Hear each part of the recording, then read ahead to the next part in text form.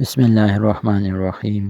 السلام علیکم میرے پیارے سامعین و ناظرین اور دیگر دوستو، آپ سب کو خوش آمدید کہتا ہوں۔ آج کا جو ٹاپک ہے وہ ہے آداب سفر، کہ سفر کے دوران ایسے کون سے آداب ہیں جنہیں آداب سفر کہا جاتا ہے، اور ہمیں ان خاص آداب کا خیال رکھنا بھی ہے، اور ہمیں کس طرح اسلام سکھاتا ہے کہ سفر کے آداب کیا ہے۔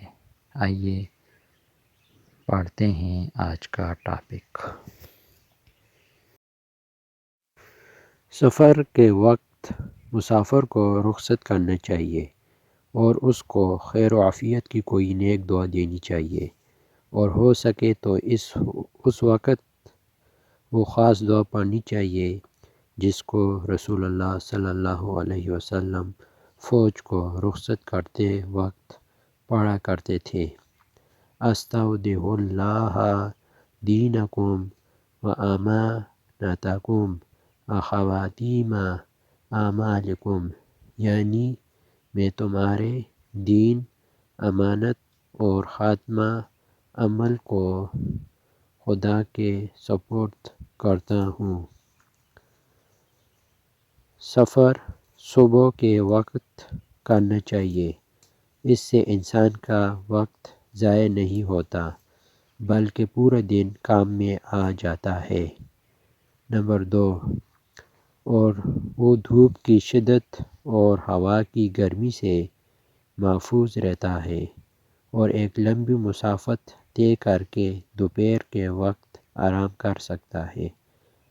نمبر 3، سفر تنہا نہیں کرنا چاہیے بلکہ کم از کم 3 آدمی ساتھ ہونے چاہیے۔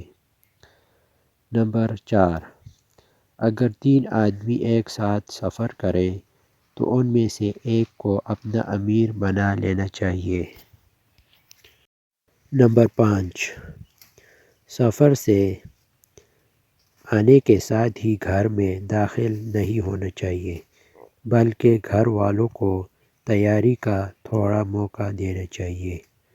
نمبر 6، اگر کوئی معزز یا محبوب شخص سفر سے واپس آئیں تو اس کا استقبال کرنا چاہیے۔ نمبر 7، سفر رات کو کرنا چاہیے۔ حدیث میں اس کی مصلحت یہ بتائی ہے کہ رات کو مسافت خوب طے ہوتی ہے۔ نمبر 8، مسافر کو سفر میں سواری کے جانوروں کے آرام و آسائش کا خیال رکھنا چاہیے۔ نمبر 9، رات کو سفر راستے سے الگ ہو کر کرنا چاہیے کیونکہ راستے سے جانور گزرتے رہتے ہیں اور موذی جانوروں کا بھی خطرہ رہتا ہے۔